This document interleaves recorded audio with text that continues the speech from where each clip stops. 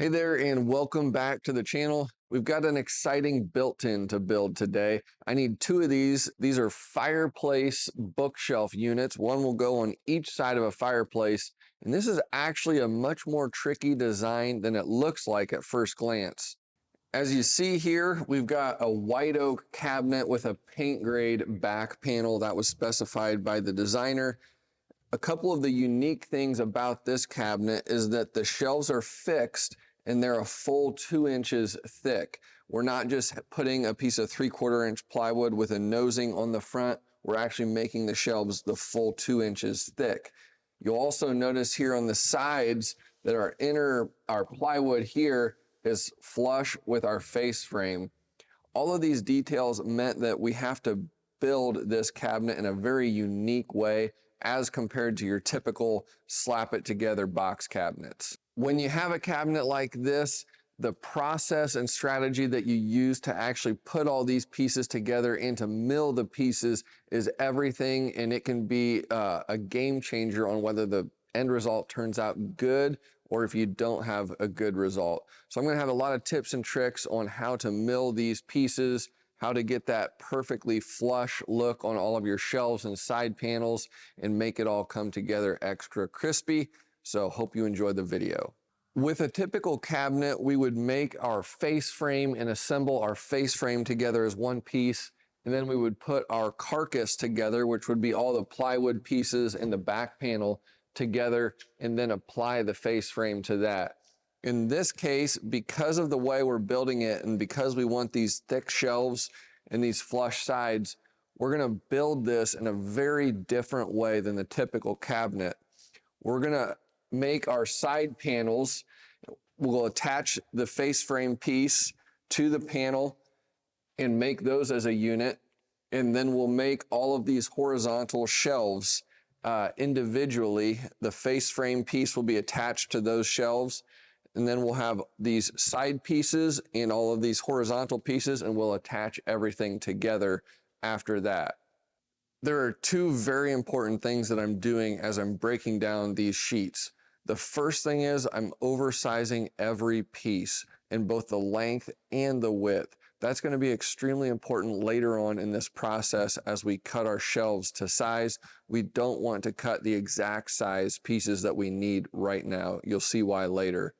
The second thing that I'm doing is as I'm ripping my pieces for all of these shelves, I'm making sure that I'm ripping the width of these pieces exactly the same on each piece, and I'm not moving the saw fence in between and then trying to come back to that measurement. You'll see why that's important as we glue up these shelf pieces in their nosings in a little bit. The thing I'm really needing is to get some shop carts for the shop to be able to set finished cuts on and roll them around versus carrying everything. At this point, we've got our plywood pieces all cut to oversized sizes. We could go ahead and start gluing on our 1x nosing material onto the sides and the shelves at this point, but there's another step in the process that will really take our results to the next level.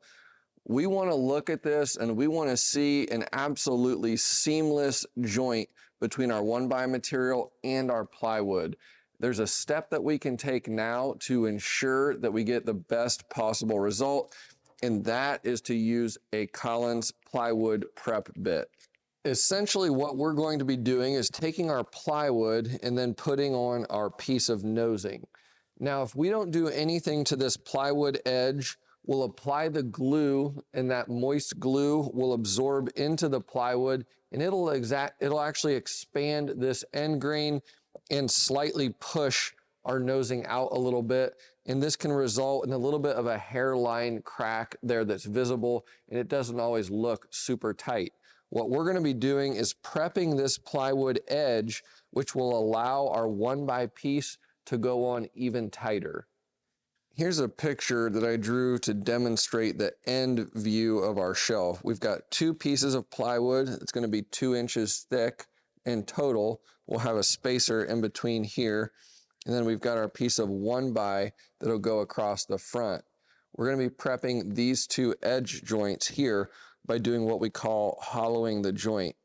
And what that is going to do is it's going to slightly remove, I'm actually over exaggerating this just to demonstrate, but it's going to remove a little bit of material on the end of these joints, and it's going to hollow it, and that's going to give us space for glue and expansion to happen in here, which will allow these edges to still be extremely tight to our plywood, so we get a seamless joint up here that's completely invisible in these areas.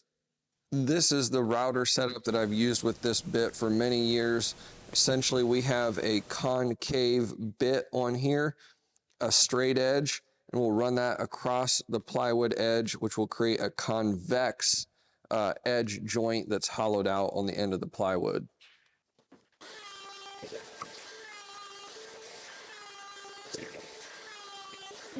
Now, before I run my plywood prep bit on my side panels, I want to go ahead and add some pocket hole joinery to the outside of these. Just is going to give me a little bit of extra strength, and if I need it, it'll help pull that glue joint together a little bit more. You may notice I've got a new toy in the shop. This is a Castle pocket hole machine. I've had it for a couple weeks now, and it is amazing. I'll definitely talk more about it in future videos, but I've really been enjoying it.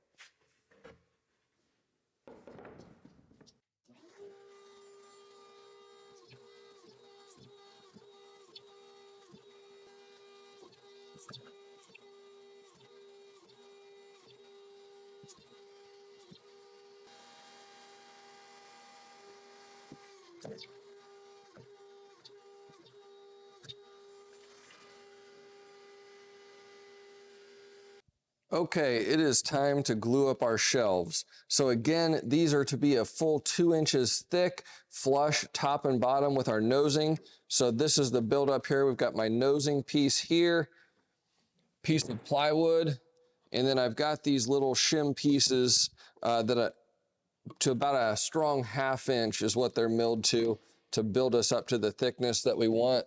Now it is important to note, I did also mill the nosing piece to about 2 1/16 so that it'll be sticking proud of both surfaces, and then we'll flush trim that off later. Got our clamps, caul, and then I roll my clamp rack up here close by. Normally it sits back there on that back wall. It's nice to have it close whenever you're going to be doing a lot of clamping. Now here's our process for building these shelves. Glue bot, absolute must have, so much better than just using your standard glue bottle. Try to get just the right amount of glue. We want a little bit of squeeze out, but not much. Get that worked in nice and even all the way across. If you feel like you have too much glue, just take it off with your finger, wipe it on your pants or your workbench, whatever suits you. And then we're going to take our nosing and nail this on to the first piece. We want this nosing to be about a 30-second proud of the surface of my plywood. And I'm just going to use pin nailer here. Hope we don't have any gnarly grain in the white oak that's going to cause these pins to shoot out the front. That happens sometimes. Not much you can do about it. So that's tacked on there. I'll go ahead and lay this down flat, push it up against the back of my clamps here. And I'll put my little shim spacer pieces on next. Bead of glue across those.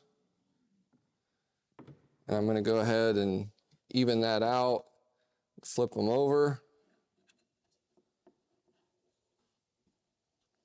Gluing these will kind of help stiffen up the shelf a little bit.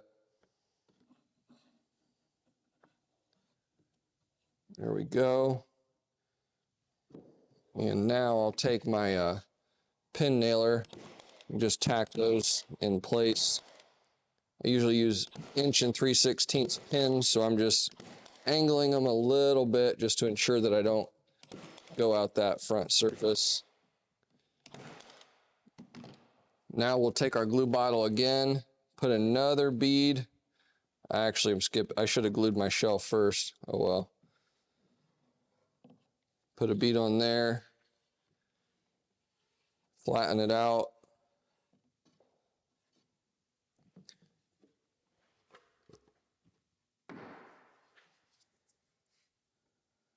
And you do want to make sure that you're paying attention to what your good side of your plywood is whenever you're doing this, because you don't want to glue the bad side of the plywood face out.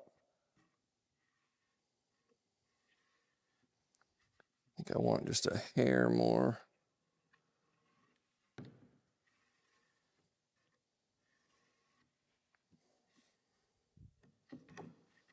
Okay. We'll go ahead, put that on there. Now, I talked earlier in the video, whenever we were breaking down our plywood, I said that it was very important to make sure our widths are on these pieces are all exactly the same. We want this piece to be exactly the same as this piece. That way, whenever we clamp this up, we're getting full clamping pressure across the front. If this piece is even slightly different in width than the bottom piece, my clamp is only going to be hitting one of these pieces, and I'm not going to get clamping pressure on the other piece. So that's why that's extremely important. That's why I made sure that whenever I ripped these pieces, I ripped them all at the same time, and I didn't move my table saw fence any. So go ahead and snug that up. I'm placing the caul in the center of the nosing.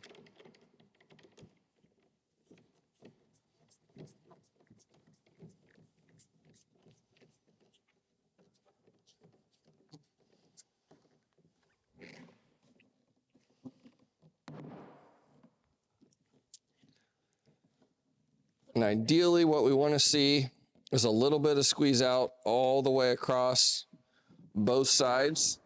But I will tell you, it's possible that that won't happen exactly as you like it, because we are gluing up two different pieces of plywood.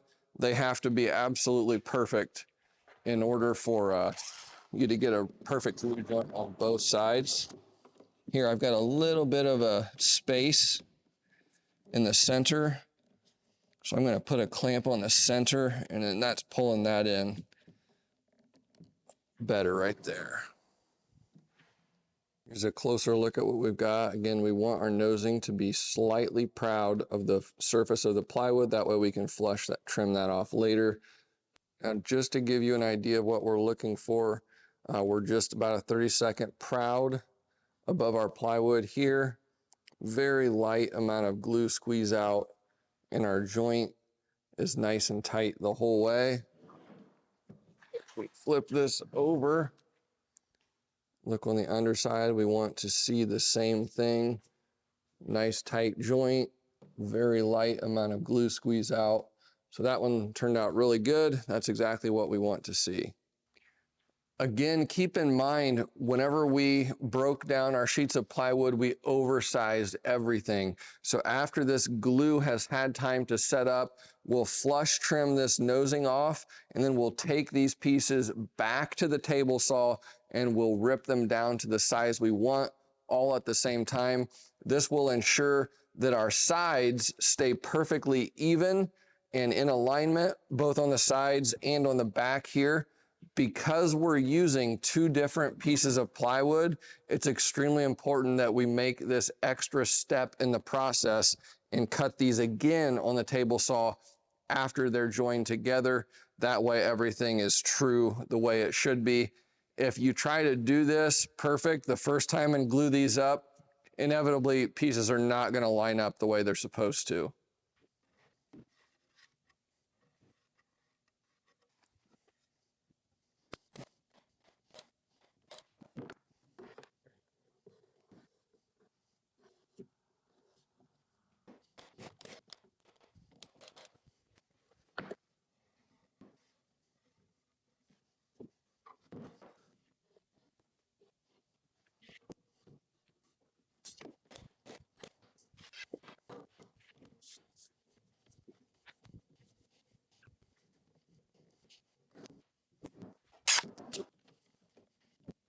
Okay, we've got all of our 2-inch thick shelves glued up now. Next, we need to move on to our end panels, which will be flush.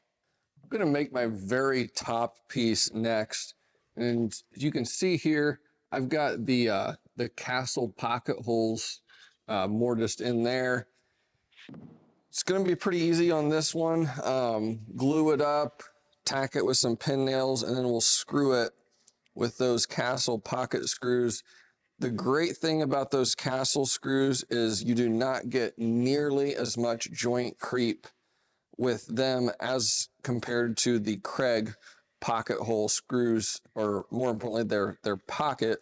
And the reason is the angle of the pocket is much shallower with the Castle system. So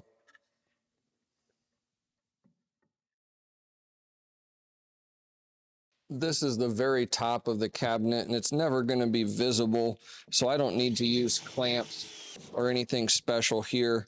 I'm just going to use some pocket hole screws, fasten this home.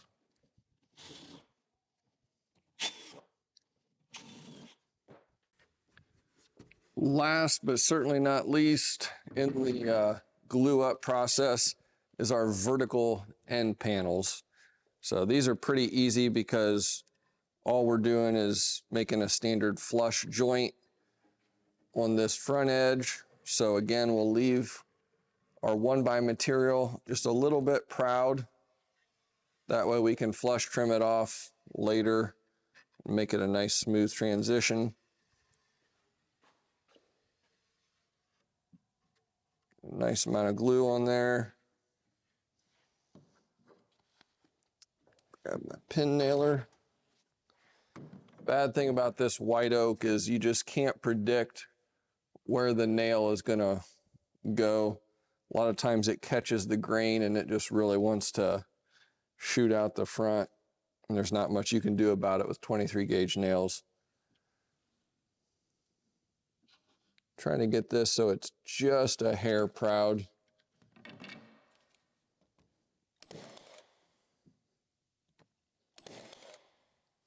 So far, so good.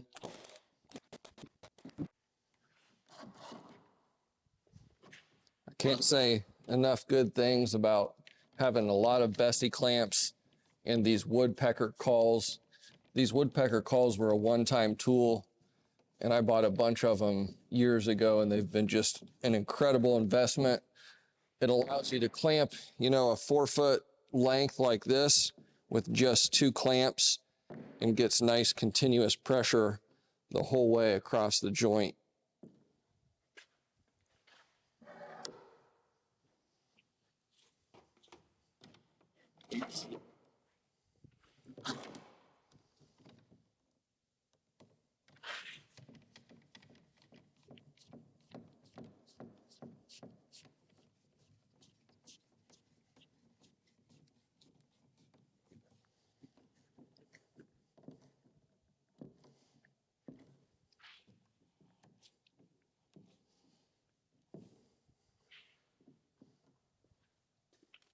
The back side, or both sides on the outside of this bookshelf, it's not going to be visible.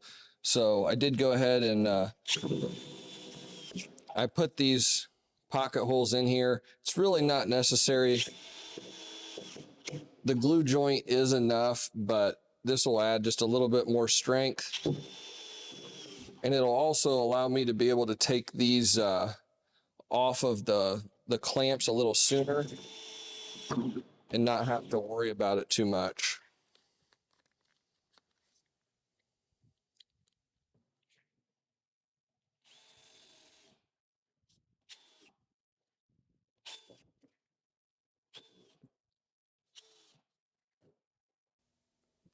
Just a couple of cauls, some pocket hole screws, and once we flush trim this, give it a sand, that joint will be absolutely perfect. I went and had some lunch while this glue set up. It really doesn't take very long. I mean, even if these are on the clamps for a half hour, that's probably good enough. So they are ready to be flush trimmed now. We want to do this process as accurately and quickly as possible. And for this, we're going to be using one of my all-time favorite tool configurations, this Festool OF1010 router with this edge guide deal apparatus here. I don't even know what you call it. Quick overview on this router. This is a dedicated router that stays set up like this all the time for me. This router has probably been set up for at least 5 years, maybe even 7 years, exactly like this. I might have changed the bit once. Honestly, I'm not even sure if I've ever changed the bit on it. It's got a spiral flush trim bit. You can use an upcut, downcut, compression bit. They all kind of perform about the same for me. I like to use a bit that's got a bearing on it just as a little extra insurance policy. But then we have this attachment plate here, and what that does is it lines up flush across the bottom with the bearing on our flush trim bit, and then we can run this over the top of our workpiece, and it just works extremely well for flush trimming. The beauty of this router configuration with this plate right here is that it's going to allow us to keep our router bit perfectly parallel with the surface that we're routing against right here. And then it also gives me some really good leverage right here where I can use both hands to ensure that nothing happens with this router as I'm using it. The worst thing that can happen when you're flush trimming something like this is that you lose your grip or you just lose your sense of what is perpendicular and you get your router tilted. We definitely don't want that with what we're trying to do right here. Another router setup that I always keep set up in the shop is just a flush trimming router like this because I often have to use that. This has got a white side compression bit on it, works really good. The problem with just using a router like this is it's very hard to keep that perfectly parallel to this plywood surface the whole time. It's easy to hit a bump, whatever, and end up having problems. It's also just difficult to maintain your sense of exactly what perpendicular and parallel is whenever you have a smaller reference plane right here. So whenever you use this router, you have this huge reference plane up here where I can use this whole plate to give me a sense of, okay, what is perpendicular and what is parallel to what I'm routing. So this works really well. It's going to give us great results later on whenever we try and join these various pieces together. One of the other things I love about this router setup is this little dust collection piece right here. It works great whenever you have this hooked up to a vacuum to catch all those chips and shavings. It really collects a lot of the sawdust and makes less of a mess.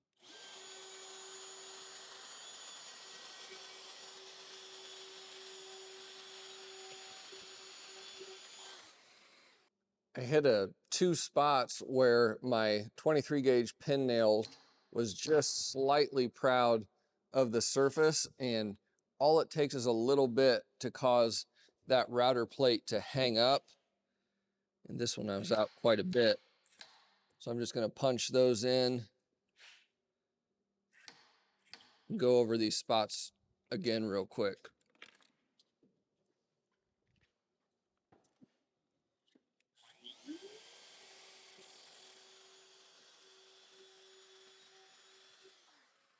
Now this is white oak, and as you see right here, I've got probably a 1/16 sticking up past my plywood here. That's a lot to take off in one pass. It may want to splinter and chip off. So in that case, we want to do a climb cut first, which means the blade will be rotating like this, pulling the material inward, and then that way it's not going to chip out, and then we'll come back across with the blade spinning like this. If we just start from this end with our blade spinning and try to take all of this off in one pass, we're going to get to these thicker areas here, and it's going to want to pull a chunk off rather than take it off clean.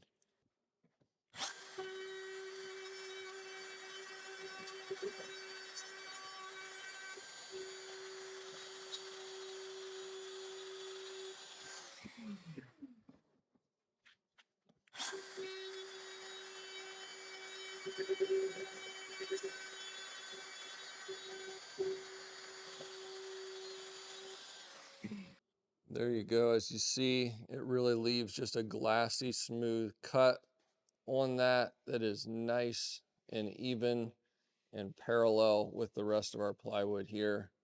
That's exactly what we want.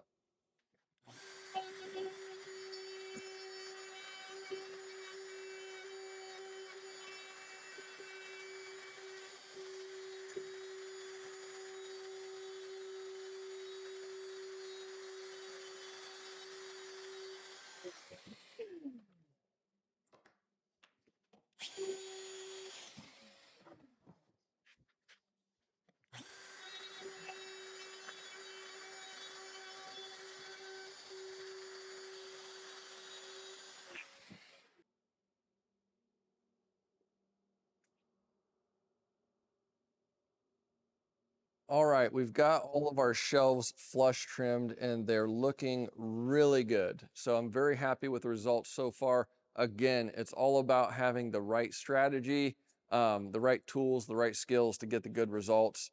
But it's all about how you go about the process. That being said, all of our shelves are oversized. So now we go back to the table saw to cut these babies down. The first thing we'll do is we'll run all of these horizontal shelves through one side to give us a nice clean cut on one side. Then we'll flip them around and run the other side through to get our final width. Then we'll run all of these pieces, the shelves, the top piece, and the sides, the vertical side panels through all at once to rip them all to the exact same width. That way we're getting just absolutely perfect results.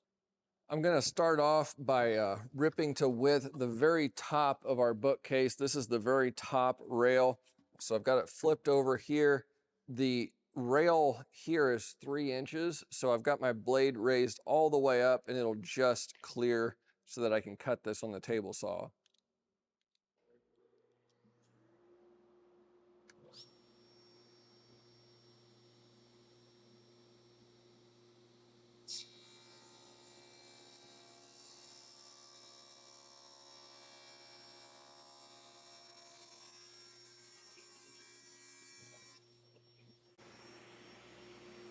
I'll go ahead and spin this around. That way I can finish this piece and lower the blade.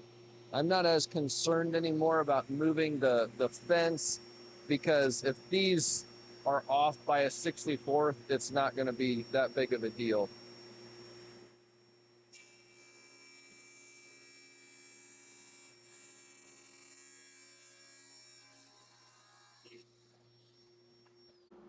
Something I did on these shelves was to keep one end out past about a 1/4 inch. That way I can use this whole edge as a reference on my table saw fence right there. If these would have been closer to flush, it can get a little bit wonky to tell which reference point you're trying to use when you're ripping these. So that's why I left that long. I also want to make sure that as I'm cutting these, that I keep the front edge going in first. That way I get a clean cut on the front of these. I don't want to be running this through with this 1x material on the back side because then it's going to want to chip out this way.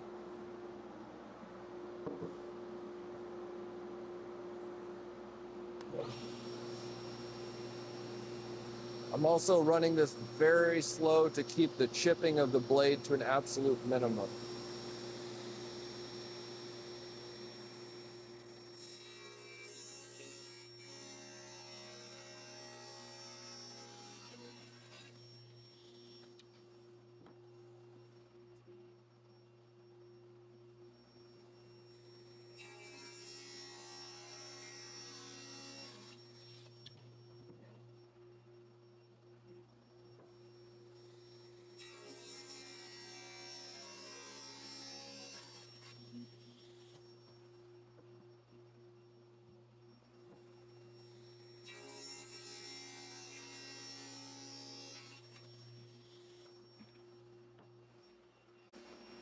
Next, we'll set our saw to the final finished width, 32 3/8, and make the cut on the other side. Again, I want to make sure I'm flipping these so that we're cutting through the front first so that we don't get chipping on the front.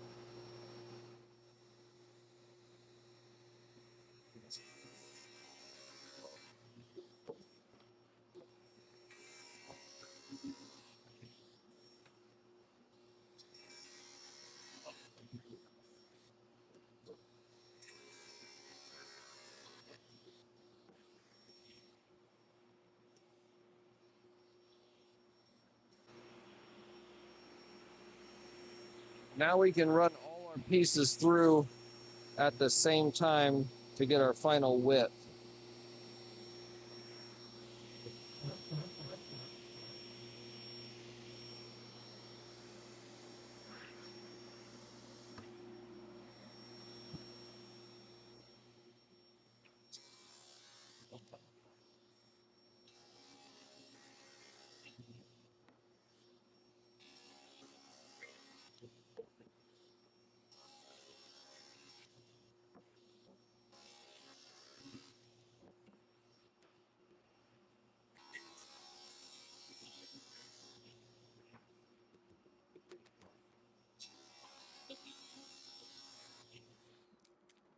I hope that now it's starting to make a little bit more sense why we oversized all of these pieces whenever we assembled the shelves and then came back and repeated the whole process to cut them down again.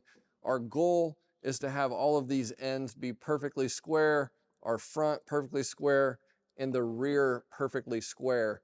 That is just simply not going to be possible if we try to cut all of these to the exact size that we need first and try and line everything up while we assemble it. In the real world, it's just not going to work out that way. This way of doing it, by assembling the shelves and then cutting them again, it's going to give us perfect results. Everything is nice and square. It's going to give us a nice seamless look whenever we go to put everything together. Another really important thing that I have to mention, whenever you're doing a project like this, you really need to make sure that you have the right table saw blade for what you're doing. Normally, whenever I'm in the shop, I typically always run a 40 tooth blade that's just a general use blade. That way I don't have to constantly be changing blades back and forth whenever I'm ripping down solid stock material versus making some cuts on plywood and stuff like that. But whenever you have a job where you know you're going to be needing to cut through some white oak plywood with a 2-inch thickness and you need to have finished quality cuts on both sides, it's very important that you use a better blade, the correct blade for the job. If I would have used my standard 40 tooth blade, which is a Tenru gold metal blade, I love these blades. They're great for a lot of things, but this would have chipped the living daylights out of the backside, the underside of this plywood as it went through. Here, I've got a Freud industrial blade, 10-inch blade, 80 tooth, 2-degree hook, triple chip grind. This blade is designed for cross cuts on plywood, meaning you're going to get very little chipping and you're going to get excellent cut quality. So it's great for plywood. Something like this, fantastic. Now, if I go and try to rip down a bunch of 1x material with this, it's a terrible blade for that. It's not what you want. So it's good to have an assortment. In this case, definitely needed a higher quality plywood blade, and this one's excellent. This blade is available on Amazon. I'll link it in the video description below. This is an excellent blade, great price point, and particularly great for plywood.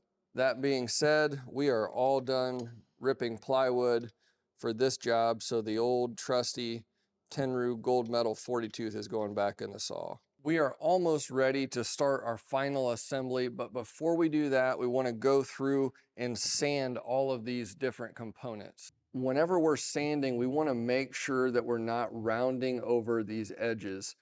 The hard pad on this sander is going to help keep everything nice and flat. If you're using a lower quality sander, a lot of times the pads are softer. And whenever that pad gets out here to this outside edge, that softness is going to allow it to bridge over this corner and it's going to kind of round it over ever so slightly. And that's not what we want. We want to keep this panel especially nice and flat so that when we run this piece into it, we have a very tight connection here. If we over sand this outside edge with a soft pad, it's going to take out material on this very outside corner and we're not going to get that tight connection. So that's something to watch out for.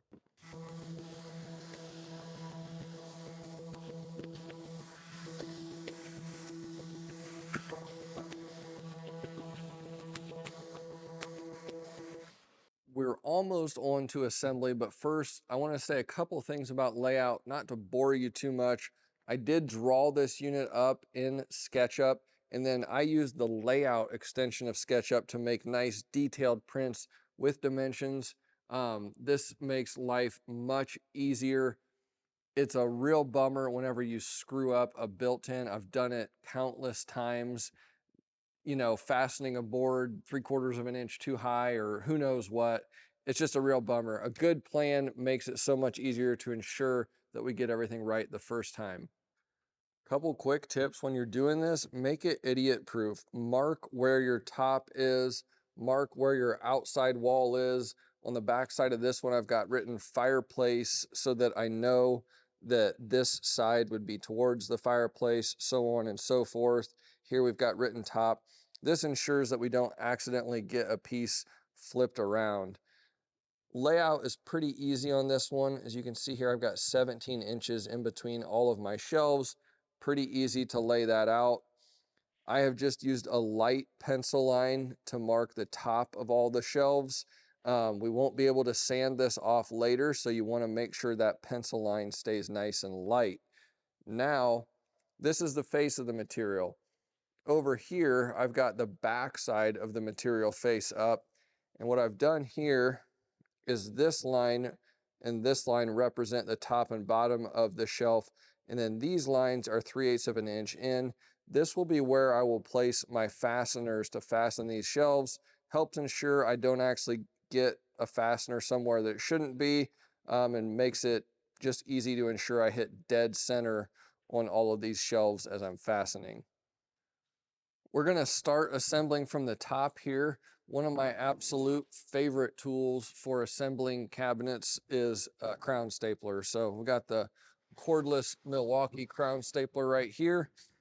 One thing that I'm doing different as I assembled this cabinet that's different than what I typically would do is normally I would have the front of the cabinet face down and I would assemble the carcass sides. Then I would staple on the back of the cabinet. I'd flip it over and then I would attach the face frame. Because we already have our face frame components attached to the plywood, I want to ensure that I'm getting these face frame pieces absolutely as flush as possible. So I want to be able to visibly see those. I don't want to be lining up this cabinet on the back side, just trying to flush up the plywood back there because it might not be perfect on the front. So we'll get these in place, just tacking with a staple first, and then we'll come back and put in some screws.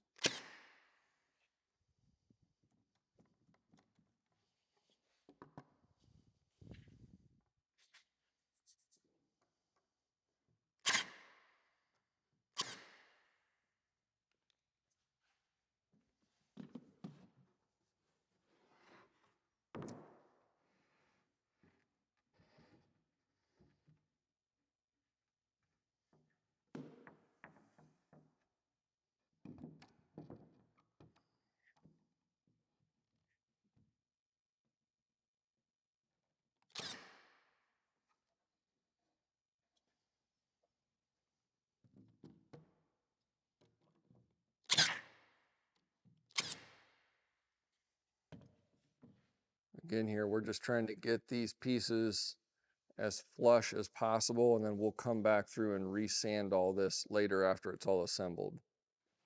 Now we will start plopping our shelves in here. Again, I've got a pencil line on the inside of the cabinet here. It shows me where the top of the shelf needs to go. Get it close.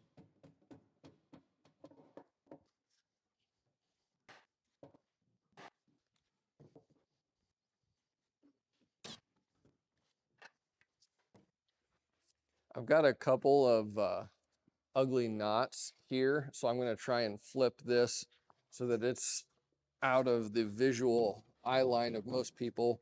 So actually putting those knots on the top right here is going to make it less visible.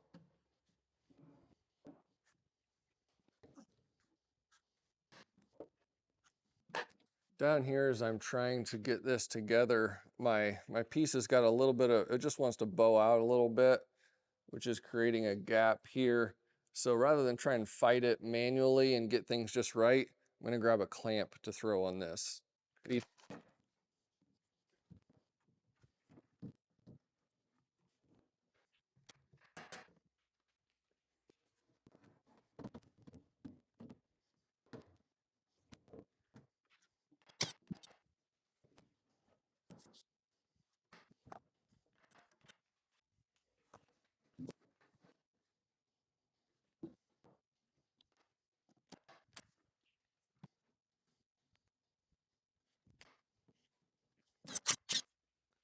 Some may be wondering, well, why aren't you using any glue as you put these pieces together?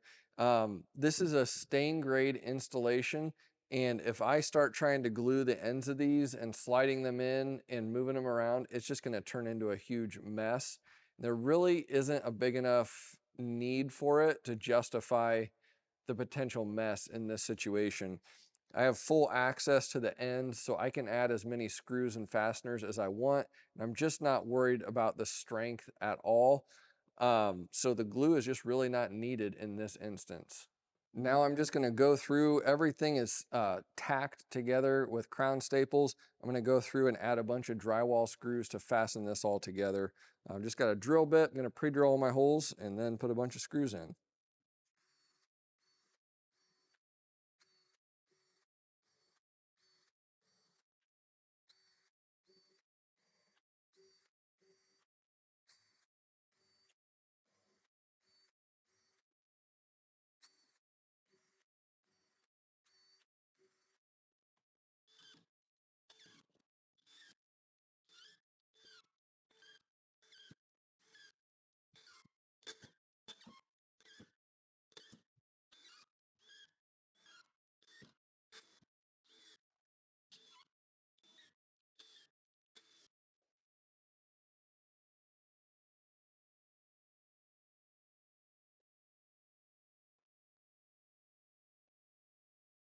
Now I just went back through on all of these connections and just gave it a quick touch up with the sander. As long as you are careful whenever you're putting it together to get things nice and flush, it's just a minimal amount of sanding.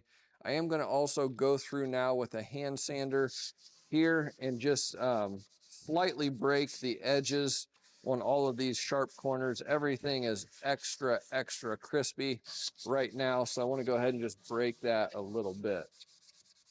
Now we'll go ahead and flip this sucker over. Let me tell you, it is a heavy one. But again, normally this is the opposite order of normal. Normally I would put the plywood backer on the back side of a cabinet, then flip it over and attach the face frame.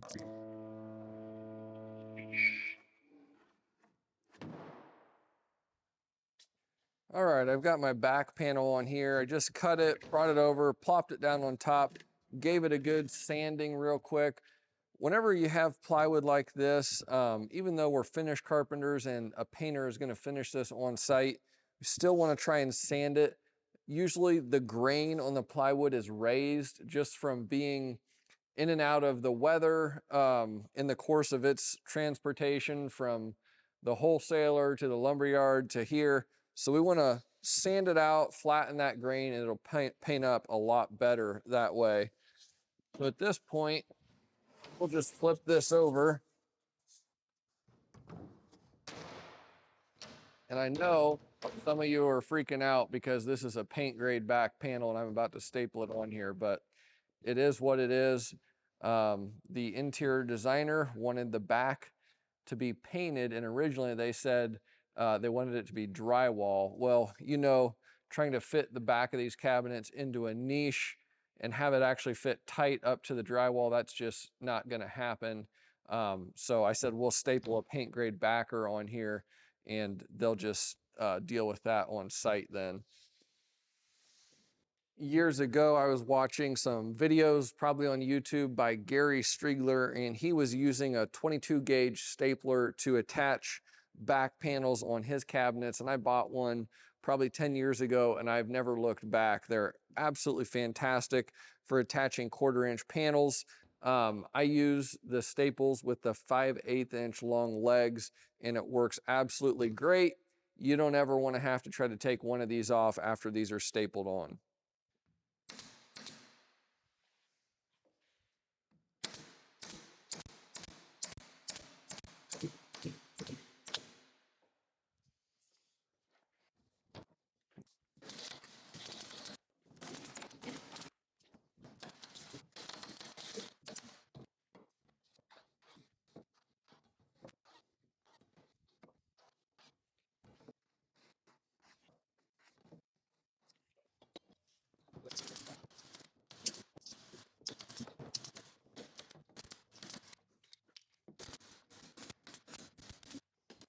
I'll tell you this much. I am not looking forward to installing these. These guys are heavy, and Paul is on another job site right now, which leaves me to myself to try and move these into the house, get them fit and installed. It's not going to be fun.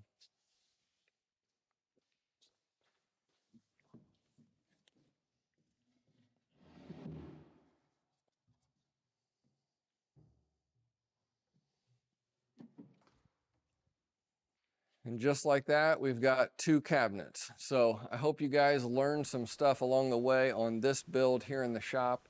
Next step is to get them loaded up, get them on site, and get them installed. But I'm extremely happy with how everything turned out. I think it's looking about as close to perfect as it gets. So I'm very pleased. Alrighty, well, went home, brought the van back, got it loaded up, but these suckers barely fit. So we got some posts, we got some shelves, we got our 2 built-ins, we got the mantle I did earlier all loaded up, ready to go to the job site tomorrow and install. All right, here we go. Time to wrestle these bad boys into place.